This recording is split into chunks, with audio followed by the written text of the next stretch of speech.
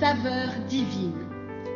Cette bonne nouvelle du royaume sera prêchée dans le monde entier pour servir de témoignage à toutes les nations. Alors viendra la fin. Ce pain céleste vous est présenté par Immaculée Niraneza. Shalom, shalom, mes bien-aimés de Dieu qui écoutent l'émission Saveur divine. Que la paix de notre Seigneur soit avec vous. Je remercie Dieu qui nous fait arriver dans cette dernière semaine du mois d'avril. C'est vraiment un miracle. En tout cas, moi qui vous parle, comme je vous le dis souvent, chaque jour qui passe, chaque mois qui passe, je le prends comme une grâce, une faveur spéciale. Alors, vraiment, rendons toute la gloire à notre Seigneur qui nous fait arriver aujourd'hui. En effet, chers amis, il est digne, notre Seigneur. Il est digne de recevoir la gloire, l'honneur et la puissance, car c'est lui qui nous a protégés, c'est lui le créateur de toutes choses, c'est lui qui nous a donné le souffle de vie jusqu'ici. Alléluia. Rendons-lui toute la gloire. J'accueille chaleureusement vous tous qui écoutez cette émission des quatre coins du monde.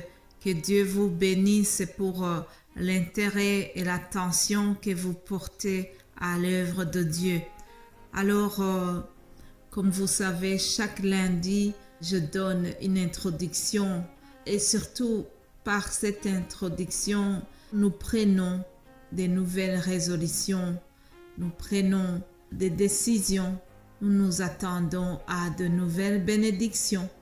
C'est pour cela que je vous propose de prendre encore comme défi les conseils que nous trouvons dans la parole de Dieu.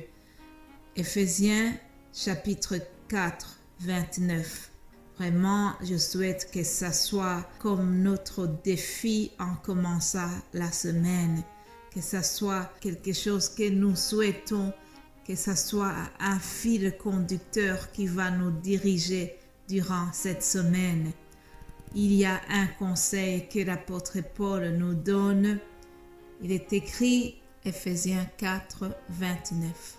Qu'il ne sorte de votre bouche aucune parole mauvaise, mais s'il y a lieu, quelques bonnes paroles qui servent à l'édification et communiquent une grâce à ceux qui l'entendent. Voilà, chers amis, un défi à relever cette semaine.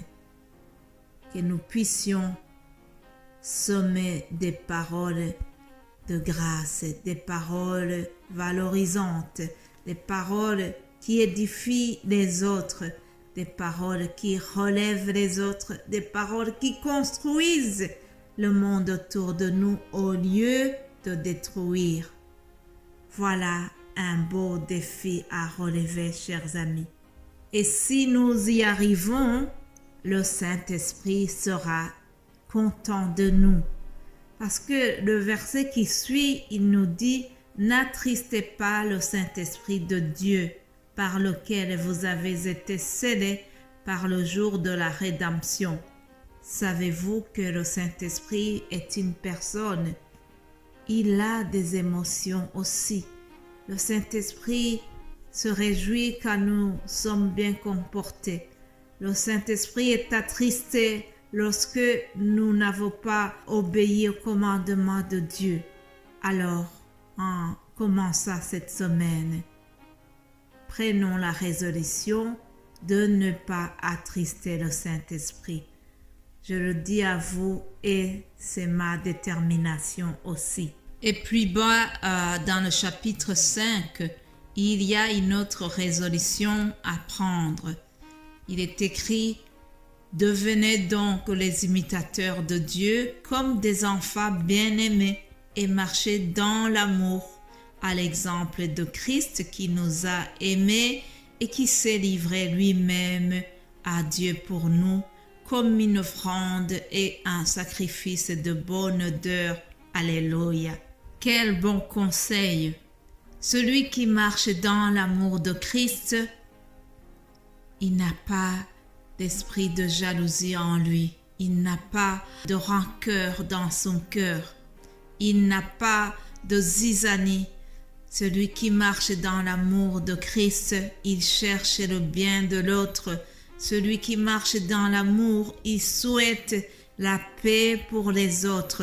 Celui qui marche dans l'amour, il est humble, il cherche toujours à élever les autres avant de s'élever. Marchons dans l'amour de Christ, comme vient de nous conseiller le serviteur de Dieu Paul. Jésus-Christ a été le modèle dans l'amour. Nous devons aussi l'imiter.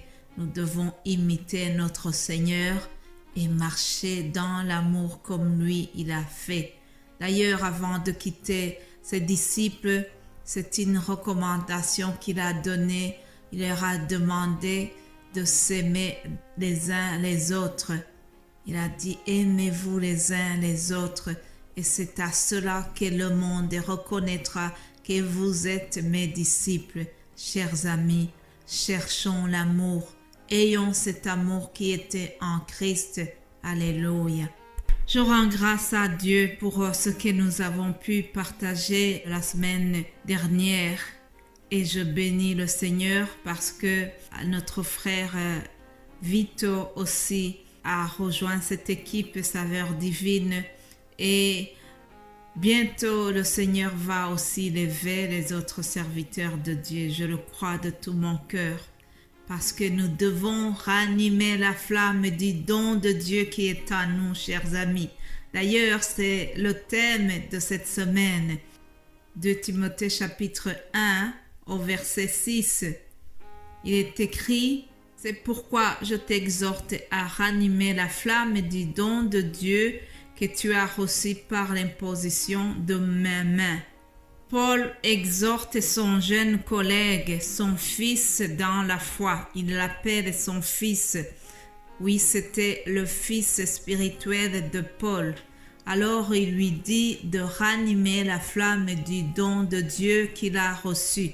En effet, chers amis, nous avons tous un don de Dieu qui est en nous. Il faut le reconnaître et une fois qu'on le connaît, nous devons le laisser briller. Il faut ranimer la flamme du don que Dieu nous a donné. Il faut exercer son don et il faut demander au Saint-Esprit aussi de nous assister et de rester avec nous dans l'usage du don que nous avons eu.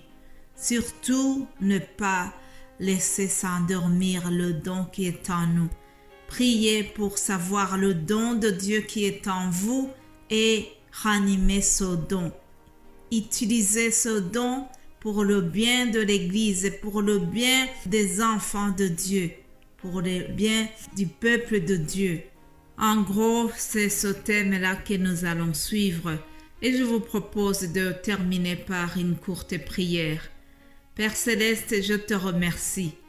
Merci pour ton don que tu nous as donné. Nous avons tous reçu un don venant de toi. Merci Seigneur parce que tu vas nous aider et tu vas nous utiliser pour ta gloire. Alléluia. Je te remercie pour la semaine qui vient de commencer. Reste avec nous Seigneur et que nous puissions vraiment être utiles, que nous puissions Seigneur, être une source de bénédiction autour de nous. Qu'il ne sorte de notre bouche aucune parole mauvaise, mais que nous puissions dire les paroles qui édifient les autres. Seigneur, aide-nous à être vraiment des imitateurs de Dieu, des imitateurs de l'amour de Christ. Que l'amour de Christ soit notre lumière. Alléluia. Bénis chaque personne qui vient d'écouter. C'est au nom de Jésus-Christ que j'ai prié. Amen.